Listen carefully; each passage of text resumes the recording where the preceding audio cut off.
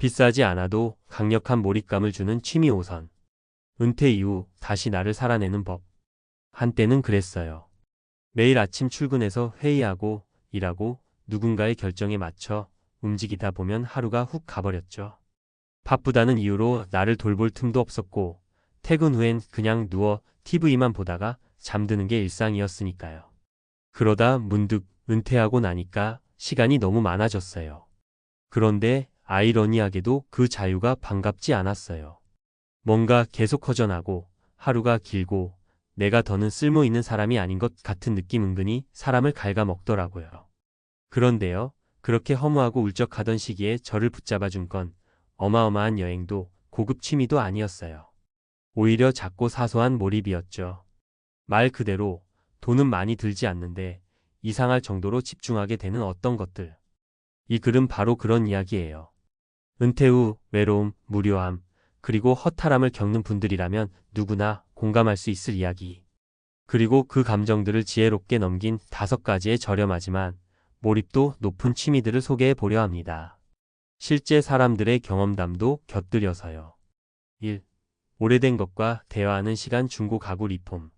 내 손으로 만든 게 집 안에 하나둘 들어가니까 뭔가 내가 살아있다는 느낌이 들어요.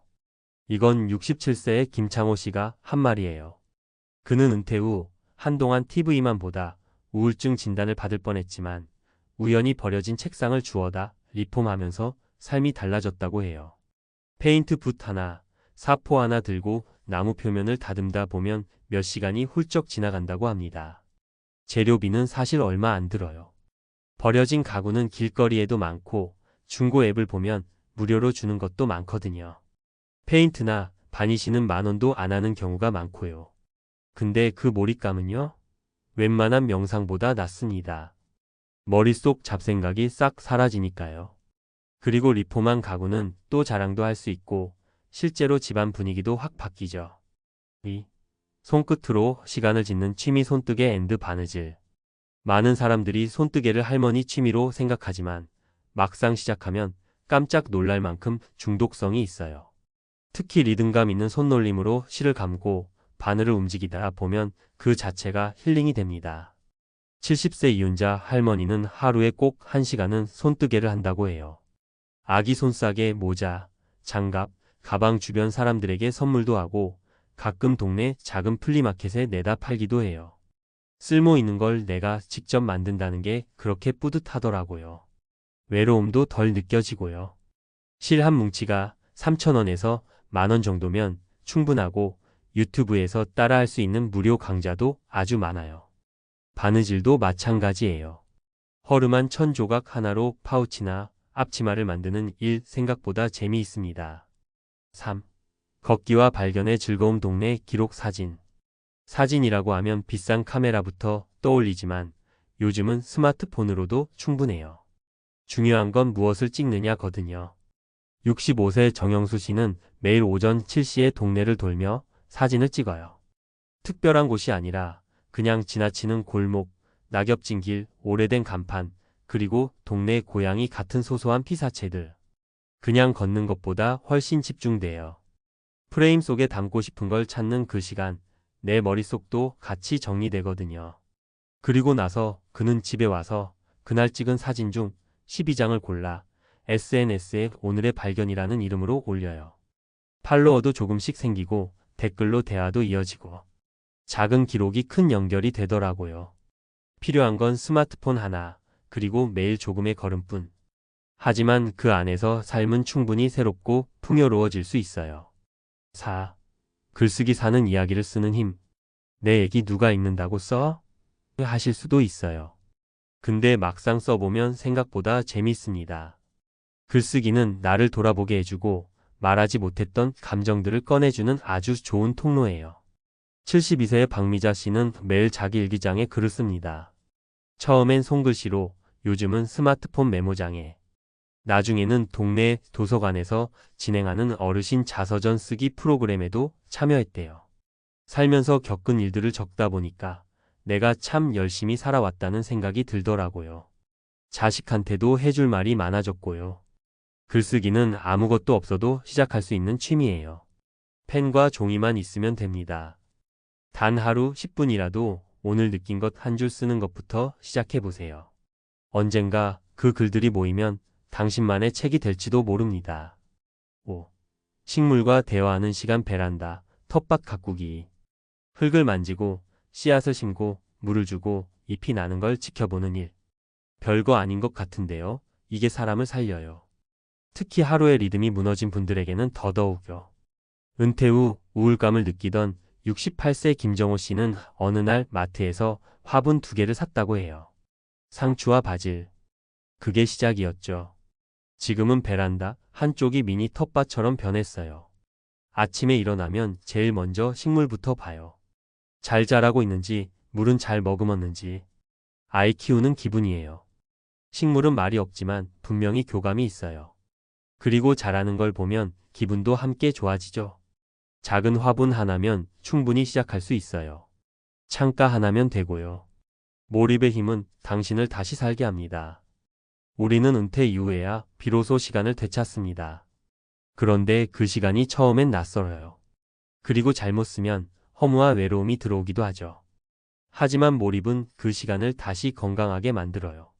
꼭 비싸거나 거창하지 않아도 됩니다. 내가 온전히 집중할 수 있고 거기서 작지만 확실한 성취감을 느낄 수 있다면 그걸로 충분해요.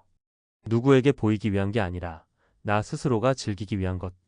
그게 진짜 좋은 취미입니다. 이 5가지 중 하나라도 나도 해볼까? 라는 생각이 들었다면 지금이 바로 시작할 때입니다. 그리고 어느 순간 이런 말이 나올 거예요. 이거 시작하고 나서 하루가 다르다. 그게 바로 당신 삶이 다시 움직이기 시작했다는 뜻입니다. 앞서 이야기한 5가지 저비용 몰입형 취미에 대해 좀 더 전문가 관점에서 깊이 있고 실용적인 설명을 이어가 볼게요. 은퇴 후 삶에서 어떻게 이 취미들을 더 효과적으로 즐기고 일상에 긍정적인 변화를 줄 수 있을지 구체적 팁과 주의사항도 담아서 풀어볼게요. 먼저 취미 활동이 단순한 시간 때우기가 아니라 은퇴자의 심리적 신체적 건강에 미치는 영향은 매우 큽니다.